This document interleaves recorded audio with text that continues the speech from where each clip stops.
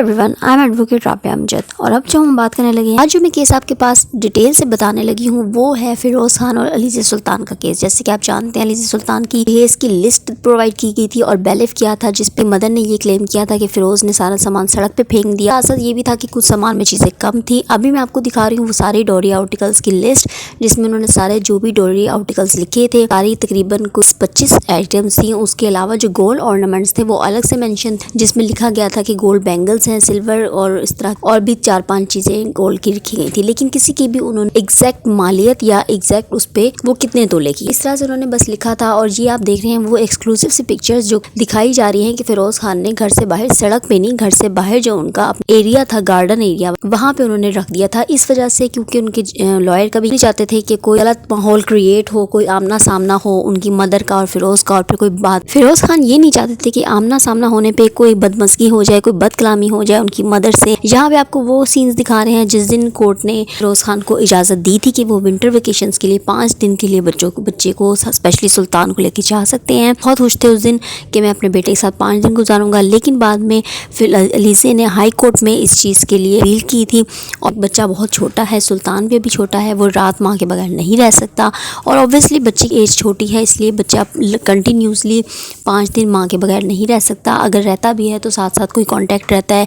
लेकिन जब फिरोज खान ने फ़ोन पे बात कर सकेगा ना वीडियो कॉल कर सकेगा, तो उसकी वजह से अली कोर्ट में जाना पड़ा। और हाई कोर्ट में उन्होंने इस चीज़ की अपील की कि बच्चा हाफ डे पास रहे, पूरा दिन गुजार के शाम को आ जाए। लेकिन इस चीज़ पे कोर्ट ने उनकी अपील को जो है एक्सेप्ट कर लिया और यही अलाउ किया कि सुबह से लेके 5 बजे तक सुल्तान बाप के साथ जा सकता है, लेकिन उसके बाद उसे माँ के पास छोड़ना पड़ेगा। जिसका अगेन फिरोज खान ने एतराज़ किया। ही नहीं, 5 दिन में एक दिन भी वो बच्चे को मिलने नहीं गए। और उन्होंने ये कहा कि इतना ज़्यादा जो मेरे डिफेंस से लेके अलीज़ा सुल्तान का डिस्टेंस बहुत ज़्यादा है, उसकी वजह से कोई फ़ायदा नहीं है बच्चे को 5 दिन लेने का, बच्चे आने जाने में बीमार हो जाए।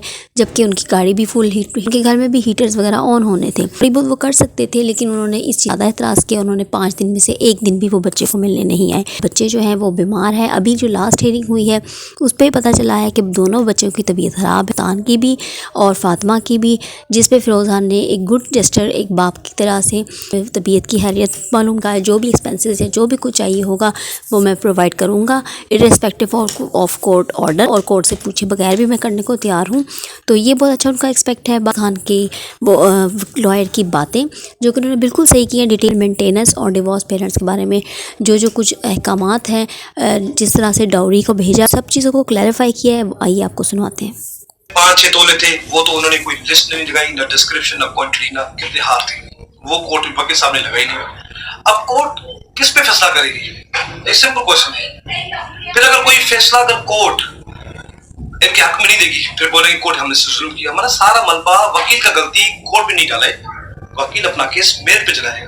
हम सेटलमेंट की बात क्यों कर रहे थे? क्योंकि आपके केस में इतना दम नहीं था जो आप क्लेम कर रहे थे, जितना आप कर रहे थे। फिर भी कोर्ट हो सकता कोई भी फैसला दे सकता है, आपके हक में दे, आपसे हक से ज्यादा भी दे सकती है, या हमारे हक में, वो तो कोर्ट को पता है ना, पहली बात। और दूसरी बात, मैंने पूरा केस में ये चीज ऑब्जर्व की है, तो हमारी सोसाइटी में डाइवोर्स, खुला, गार्जियन वार्ड और मेंटेनेंस केस और general type of nature of case होते हैं, उसकी अवेयरनेस ही नहीं है।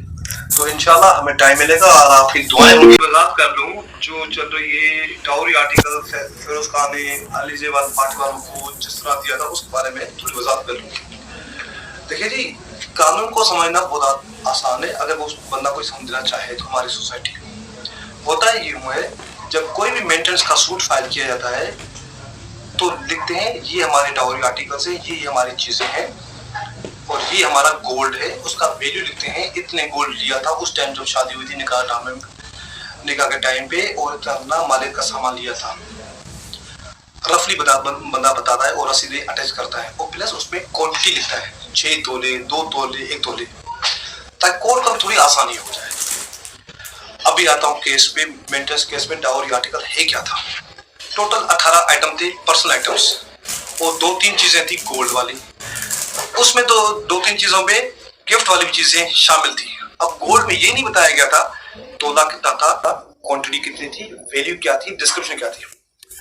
अब कोर्ट भी will not be in position to decide the case on merit. ना उसमें कोई एडवाइस लगाया वकील साहब ने, ना कोई डिटेल दी, बस ऐसे ही सूट जमा करवा दिया। अब मलबा किस पे आता है? मलबा आता है कोर्ट में। भाई कोर्ट ने इंसाफ नहीं दिया। अब लास्ट यानी में इन्होंने वीडियो बोला इतना सोना था हमारा, इतना चीजें थी, बिल्कुल होंगी, मगर कोर्ट को तो आप पहले मुतमईन कर लें। इतना कंगन थे, इतने वालियां थी, इतने हार थे, सारी चीजें होती हैं तो बंदा का court will proceed as per merit, law पे चलता है केस। अब डे वन से इनके वकील साहब कह रहे हैं, कायम शाह साहब, भाई हमने सारी चीजों की जस्टिफिकेशन दे दी, चाहे मेंटेनेंस केस पे चाहे डाउरी आर्टिकल में। भाई हमारे मुल्क में लॉ ऑफ जस्टिफिकेशन नहीं आया अभी तक। कोशिश करें, शाह साहब है, इनकी अप्रोच होगी सिंध असेंबली में या प्रोविंशियल असेंबली में, नेशनल असेंबली में, तो लॉ ऑफ जस्टिफिकेशन भी आ जाए तो लोगों का काम आसान हो जाएगा। हमारे मुल्क में लॉ ऑफ एविडेंस है, सबूत पे, गवाही पे, कटहरे में लोग खड़े होते हैं, अपने आंसर चीजें देते हैं, फिर court will be in a position to decide वाकई ये सच बोल रहा है। नहीं तो बंदा क्या है, क्लेम करने में क्या है, कल कोई भी बंदा क्लेम करे तो क्वींस एलिजाबेथ भाई कोहिनूर था, वो भी हमारे बेटी के जेएस में था, 10 हीरे थे साउथ अफ्रीका के, वो भी हमारी बेटी में जेएस में थे। मैं जनरल कॉन्टेक्स्ट की बात कर रहा हूँ। तो कोर्ट इस चीज को मानती नहीं है। कोर्ट मानती है सबूत, इनवाइस, गवाह जब कटहरे में आते हैं तो उसे सवाल किए जाते हैं तो उसका जवाब देना पड़ता है। Court decide on the merit, इसको कहते हैं मेरिट। अभी आते हैं कोर्ट का बेल का जो वॉलंटरी दिया जाए। हमें बताया गया था, वकील साहब ने कहा था वॉलंटरी नहीं, वो हमें पर्सनल चीजें, भाई पर्सनल चीजें थी आपकी, मगर कोर्ट ने मेरिट नहीं चली, उस पर केस प्रोसीडिंग नहीं चला था, तो हमने आउट अपने विश के साथ अपने कहा था केस आप इतनी मेहनत नहीं करो, आपको ये आधी चीज हमें वैसे दे देते, तो इन गुडविल गेस्चर होता है।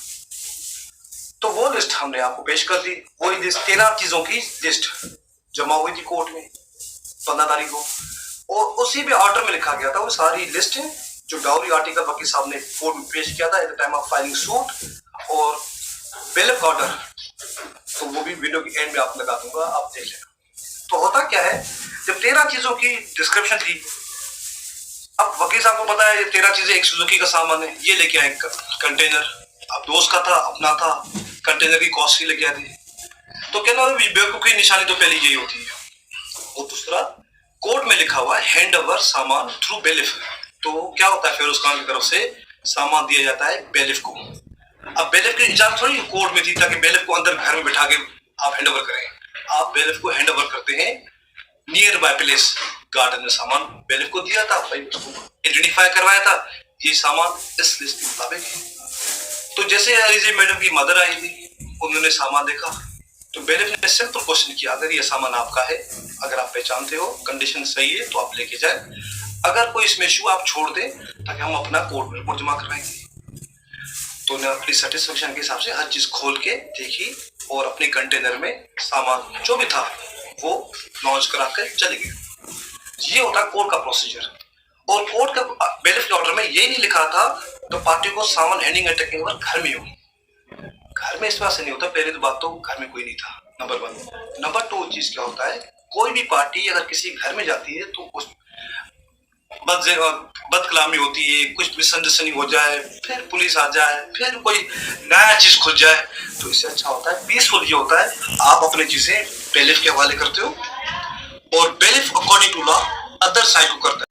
8 साल की है बच्ची आत्मा, 3.5 साल का सुल्तान है, इन दोनों का खर्चा 15 लाख इज इनफ। अब हमारे मुल्क में डिफॉल्ट होने वाला है, या तो बंदे डिफॉल्ट होंगे, इवन गवर्नमेंट जो मुलाजिम है तो उनको भी सैलरी बंद हो जाएगी अगर डिफॉल्ट हमारा मुल्क हो जाता है, या आधी सैलरी हो जाएगी।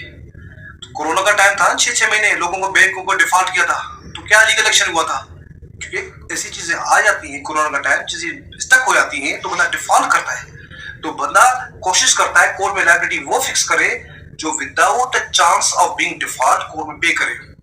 बाकी फिरोज खान के काम अगर इंशाल्लाह फ्यूचर में कोई बढ़ता तो क्यों नहीं कॉपरेट करता, बच्चे उनके हैं। Alizeh madam was ex partner, दो शी इज रिस्पेक्टेबल।